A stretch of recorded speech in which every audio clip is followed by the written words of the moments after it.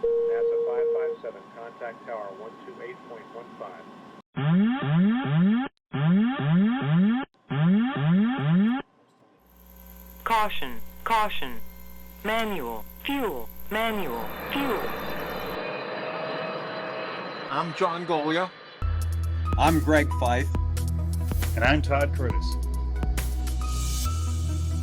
And we are the Flight Safety Detectives.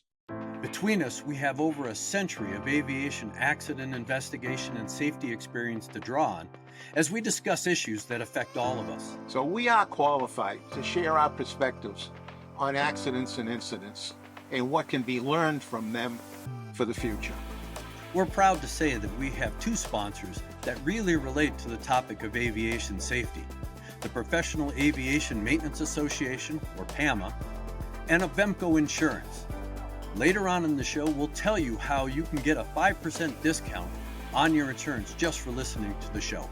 We don't just dissect the official reports. In every episode, we identify safety issues and take the mystery out of accident investigations. So maybe pilots and their planes can have safer flights ahead.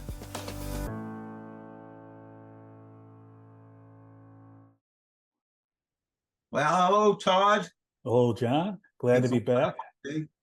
And it's just you and I today for this session. Greg's on travel. And today I think we've got an exciting show because it's an emerging field. It is indeed emerging.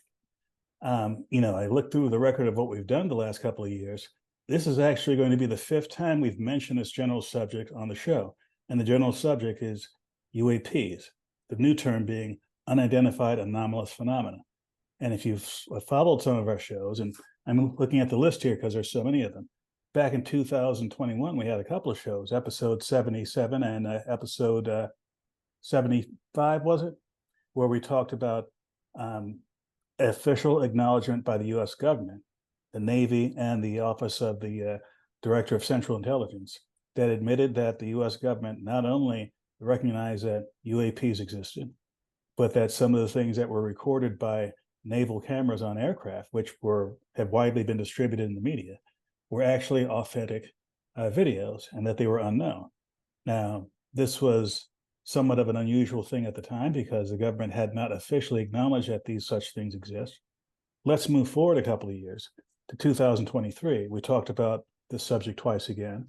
One of them was episode 181, where we talked about a congressional hearing where they had 3 witnesses, including naval pilots who involved in the video that was rather famous, who spoke under oath to Congress about the fact that they had witnessed phenomena in a couple of cases. And in the third case, there was a gentleman who was an Air Force officer at the time, whose job it was to investigate what was happening within government. And the last thing we mentioned was immediately the show after that. The show I just mentioned was episode 181. Episode 182, we talked about what I thought was an ideal example of how government could look at this in the future. That is, this was a 1987 event, I believe it was, JAL Flight 1628, 747 over Alaska, where something was spotted. It was spotted by the people in the aircraft, by the 3 crew members. It was spotted on radar on the ground. There was coordination at the time to try and figure out what it was. There was an analysis by the FAA after the fact about what it was, but that information was suppressed. And John, before the show, we talked about another issue that had a lot of similarities. This was not in 1987, but in 2006 in Chicago. And I'll let you take over most of it there. But basically, there were people on the ground who saw something that should not have been there over Chicago. And, you had some insight on that. Well, I just know from my friends and people who I've talked to that in Chicago, the area, that they saw something going on, flying around the airport. It was seen by a number of different people, different airline personnel. So these are not people that are unfamiliar with things that fly. And they couldn't identify it, but it was real. And so many people admitting that they had seen this really makes it pretty hard for maybe the old style where they would say you were crazy. And again, there was no answer though. It went into a black hole, and everybody was told not to talk about it. And of course, that only lasted a little while, and everybody started talking about it. But I mean, there's things that happen, people see, that don't get recorded because they're afraid, or their companies are afraid. And we hear reports of pilots that are grounded because they report UFOs. And all of a sudden, in the last 10 or 15 years, 15 might be too long, years, we see some of these airlines, U.S. Airlines, United, Delta, that if a pilot says something that they think is crazy, they send them for psychological analysis. I mean, we've gone sort of crazy in this country. And it's not just the last 10 or 15 years. In fact, the reason we're doing this show is there was a recent report issued by a study team at NASA, which looked at this issue with the specific idea of giving advice to NASA as to how to go forward. And part of how to go forward was to systematically collect this stuff. And it's not necessarily things that look like, flying saucers. The example they have in the report, and I'll put this on the screen for those of you watching the video version of this, they had an example of upper atmospheric lightning that looked like some reddish, tree sort of structure, which looks nothing like lightning that we understand. But this kind of thing had been reported back in the 50s and 60s, especially by very high-flying military pilots. And like you said, with civilian pilots more recently, had they reported this, and by the way, these were things that didn't affect flight, but was definitely unusual. Had a pilot reported this back in the 50s and 60s, a military pilot, they might have risked their careers, their security clearance, even though that it took 30 years or so. It's now recognized as an actual, real physical phenomena associated with lightning. And understanding that will be helpful to keep aviation safe and to understand what other things might be coming from that would affect the design of aircraft or the operation of aircraft. Fast forward to today, what this report represents is a slow but steady turn toward common sense. Had the Chicago event happened today under the sort of impression I get from NASA that, hey, we're going to use our resources to try and understand this.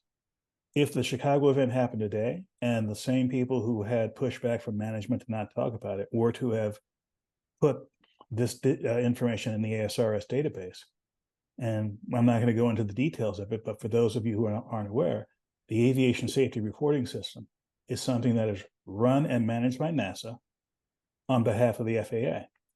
Normally, it's used by pilots who might have had a violation. Let's say they had an altitude bust during an approach, and they self-report this to ASRS.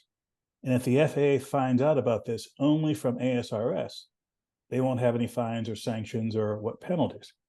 So there's an incentive for people to self-report to keep from being sanctioned or have something on their record from the FAA. But ASRS explicitly, NASA says they now want to use it for something different, to collect information about UAPs. Now, and again, the kind of people who can report to ASRS, John, you're much more familiar with this than I am. How have you seen it used in the past, especially in your work on the board of the NTSB? Well, first off, every pilot, almost every mechanic, flight attendants are all aware of it. And it's actually encouraged to report anything. They don't report anything, but they stay focused on things that they think are safety related, which is always important because it crosses the entire line for aviation. So if a pilot on Southwest reports something today with something with their airplane that happened that they don't understand, they think they may have violated some rule because of it, and they report it, and it sits there, and then 2 months later, a pilot from United reports the same thing. NASA's going to tie those two together and say, what's going on? And then they'll start watching it. And if it continues, then they'll get the, every quarter they notify the FAA of their findings. They'll start to notify the FAA that there's something going on that needs to be looked at. And so from that point of view, it's interesting that we're going to use the ASRS system.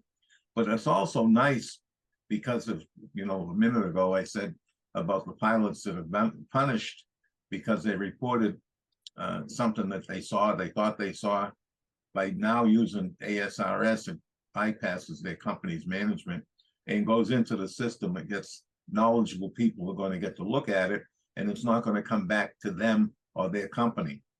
So they're able to say what they see. And there's a lot of these reports that seem to come from pilots that are flying like the Pacific route or way up in the northern hemisphere. And is there a geographical connection between all of these? Because we've never collected it, we don't know. We got all this TV hype going around that Skywalker Ranch and what's going on out there. It would be interesting just to collect, if we had collected in the past, all of those sightings that supposedly came from that area, and we would have had a track record, so to speak, and a geographical location where we could look for some of that. So I'm excited that NASA is going to finally be charged with collecting this data, and let's get it into the system and let's get a look at it, in a real meaningful way, like we do with airplane accidents and so many other things. Let's look at it with people with specialized knowledge, and let's put the focus on it, put it under the hot light, so to speak, and see what we can discover. And if anyone's watched cable in the last 10 to 15 years, there's just like an explosion of shows, Ghost, Aerial Phenomena, Skinwalker Ranch, you name it. And even if these things were legitimate events that happened, and by the way, the one I mentioned earlier, that JL Flight 1628, that was quite legitimate. And it showed up on these kinds of shows. What did not happen then was, like you said, putting it under the hot lights. The JAL event actually was analyzed by the FAA, officially analyzed by the FAA, but the results weren't released. If you listen to the story of the FAA official who was presenting this to other parts of the government, the other parts of the US government allegedly confiscated all the information and didn't want it released. He happened to keep a copy, and he's been talking about it ever since. And the stuff you see on private websites, be it YouTube or what have you, some of which is great data, but it's not data that goes through a systematic process like what happens at ASRS. And for those of you who haven't used it, thinking of using it, and you're worried about, they say it's anonymous, but what if they leak the information? NASA is very, I'm proud to say that, hey, we've had well over 1 million of these anonymous reports. Not once has the identity of the person putting in the report has been compromised. So, and again, it's not the FAA, it's NASA that's doing this. So one of the issues that's frustrating about government is that different organizations aren't always on the same page. But this is one of those situations where this works to the benefit of everyone. NASA and FAA obviously have the same mission, but they also have different structures. That is, someone can yell and scream at NASA saying, we want this data, we want this data. But unless there was a clear, deliberate violation that's reported, or unless there's a clear national security issue or something that supersedes the individual privacy of their data, NASA's not going to release it. And they have not released it. So don't hesitate to put it in the system. Well, it's very quickly purged. I know you've been out there. I've been out and looked at the system, and when those reports come in, the first person that sees them, it goes to a specific office, and they look at it to make sure it's understandable what was written in, because don't forget, a lot of people can write it. They may not be native English language people. They may not be great writers. So that first person gets to look at it. If it's understandable, the name is then separated from it, and it's never put with it again. It's divorced in the very first office that it comes into. So, and that's the office that, if they don't understand it, they will call the person who filed the report to get clarity. But clearly, when it leaves that office and goes into the system to be analyzed in many different ways, because it's data, the name is then separated from it. So all the rest of those people who deal with the issue never have the opportunity to see who submitted it. And for those of you who are not in the system officially as a pilot, controller, mechanic, etc., and you're thinking, can I submit to ASRS? Here's what I say. Go ahead and submit it to ASRS. Yes, ASRS is there primarily to support U.S. aviation and space and aerospace issues. But if you have a report from some other part of the world, even if you're not flying on U.S. registered aircraft, but it might be instructive to NASA with this effort to understand UAPs, take the time to submit it.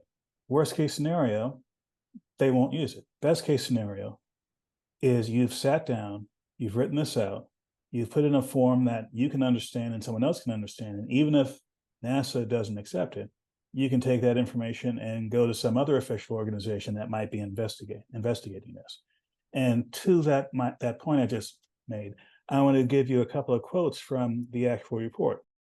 Everyone watching this can download the entire report, and we'll have this linked to this episode. The first recommendation is, we recommend that NASA explore the viability of developing or acquiring a crowdsourcing system, such as open source smartphone-based apps, to gather imaging data and other smartphone sensor data from multiple citizen observers as part of a wider effort to more systematically gather public UAP reports. Now, on that point, I say that's a good idea. But when I read this, I thought, just about everybody already has a smartphone. And while you may not have smartphone photographs or what have you, evidence, if you send in a report like this, if you happen to have that, do mention that in your UAP submission. And if you can, submit the actual data itself. You don't have to wait for NASA or someone else to develop an app. It's already there on your phone. Basic stuff like, audio or video recording or still picture recording. And the last recommendation I want to highlight, we recommend that the Aviation Safety Reporting System, ASRS, for commercial pilot UAP reporting be better leveraged, providing a critical database for the whole of government effort to understand UAP.